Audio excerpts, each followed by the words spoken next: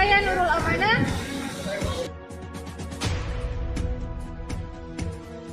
Assalamualaikum warahmatullahi wabarakatuh. Alhamdulillah pada kesempatan kali ini kelompok kami akan membahas materi tentang talak. Nah, definisi talak itu sendiri, kata talak secara makna bahasa adalah isim masdan. Tetapi berbeda dari segi huruf-hurufnya, maka kata ini diambil dari kata al-itlaq yang artinya melepaskan. Nah, secara istilah syariat, talak adalah melepaskan ikatan nikah secara menyeluruh. Jika talak ba'i atau talak tiga, ikatan akan melepas secara menyeluruh. Tapi berbeda dengan talak raj'i, hanya sebagian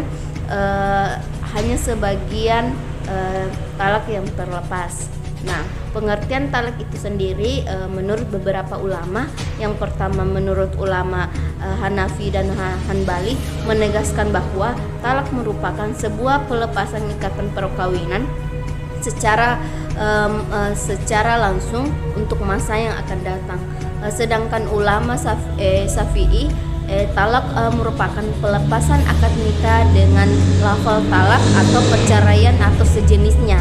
Sedangkan menurut ulama Maliki, talak adalah suatu sifat hukum yang menyebabkan gugurnya kehalalan dalam suami istri.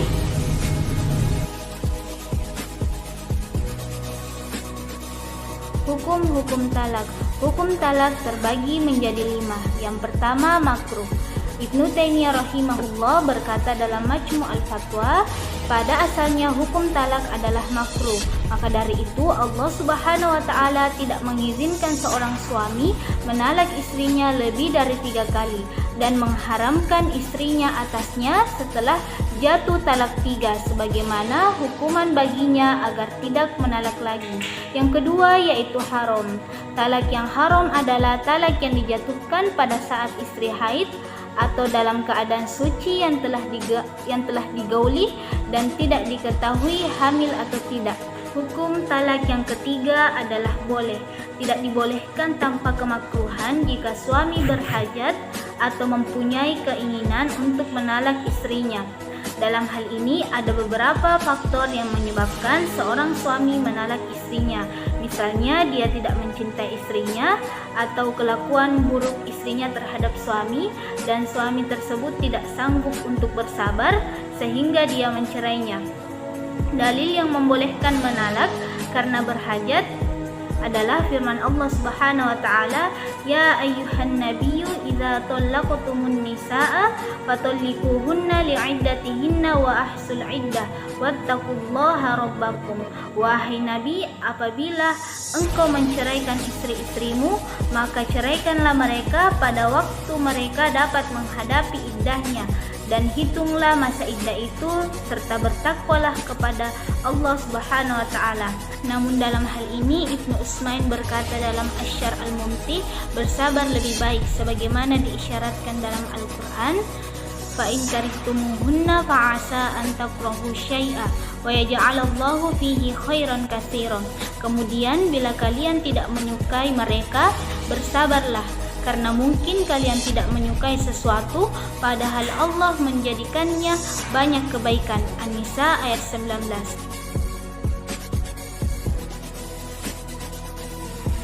Hukum talak yang keempat yaitu sunnah. Talak hukumnya sunnah jika demi kebaikan istri serta mencegah kemudaratan dari dirinya akibat kebersamaannya dengan suami. Meskipun sesungguhnya suami sendiri masih mencintainya, talak disukai untuk dilakukan suami pada keadaan ini dan terhitung sebagai kebaikan terhadap istri. Yang kelima yaitu wajib.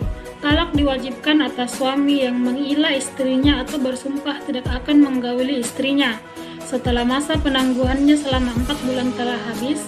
Bila mana ia enggan kembali kepada istrinya, hakim berwenang memaksakannya untuk menalak istrinya pada keadaan ini atau hakim yang menjatuhkan talak tersebut. Rukun talak. Dalam Islam, rukun talak merupakan terdapat unsur-unsur pokok yang harus ada dalam talak, dan juga jatuhnya talak tergantung unsur-unsur tersebut. Dan berikut ini merupakan rukun-rukun dari talak. Yang pertama itu ada suami.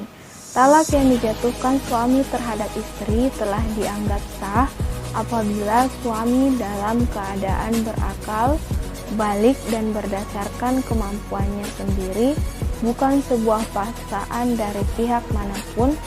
Jumhur ulama sepakat bahwa suami yang telah terkena gangguan jiwa dan bukan atas kemauannya sendiri, talaknya itu akan tidak sah. Sementara menurut Imam Hanafi dan juga murid-muridnya, jika talak karena paksaan dianggap sah, lalu sedangkan jika menjatuhkan talak dalam keadaan mabuk, main-main, ketika sedang marah, lupa dan saat tidak sadar, mereka berbeda pendapat. Di antara mereka, ada yang berpendapat talaknya sah, dan juga ada yang berpendapat tidak sah. Yang kedua itu ada istri. Talak yang dijatuhkan kepada istri hukumnya sah-sah saja apabila masih dalam ikatan suami istri. Yang sah dan istri dalam keadaan iddah, talak raji ataupun talak bain. Sugrah yang dijatuhkan sebelumnya.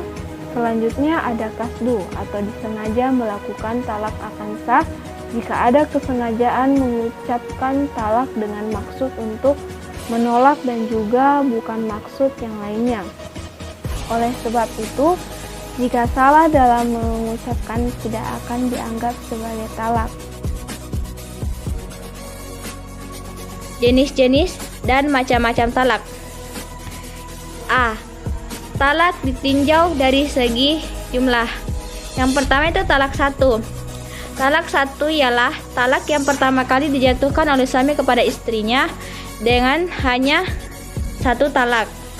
Yang kedua yaitu talak kedua atau talak 2, ialah 1 talak yang oleh suami kepada istri, yang dijatuhkan oleh suami kepada istrinya yang kedua kali atau pertama kalinya dengan 2 talak. Misalnya kata suaminya, aku talak kamu dengan talak yang kedua. Yang ketiga yaitu talak ketiga, ialah talak yang dijatuhkan oleh suami kepada istrinya yang ketiga atau yang pertama kalinya dengan jumlah 3 talak. Contohnya, misalnya suami berkata, aku talak kamu dengan talak yang ketiga.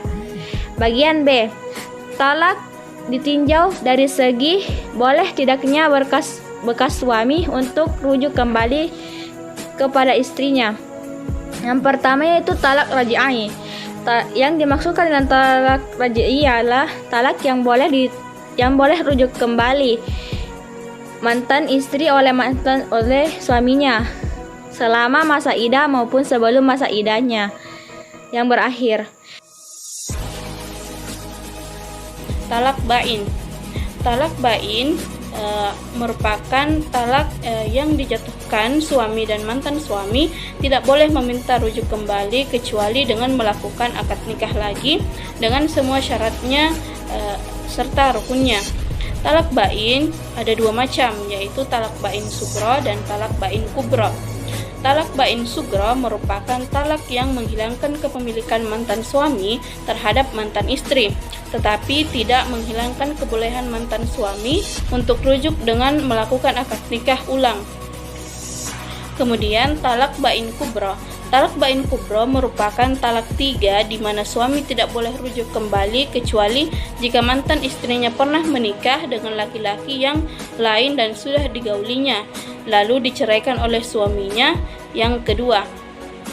Kemudian materi ketiga, talak ditinjau dari segi keadaan istri. Talak sunni. Talak sunni yaitu talak yang dijatuhkan suami kepada istri yang pernah dicampurinya dan pada waktu itu keadaan istri dalam keadaan suci dan pada waktu suci belum dicampurinya, sedangkan sedang hamil dan juga jelas kehamilannya. Yang kedua, talak badi'i. Talak badi'i yakni talak yang dijatuhkan suami kepada istri yang pernah dicampurinya pada saat itu keadaan istri sedang haid dan dalam keadaan suci, tetapi pada waktu suci tersebut sudah dicampuri.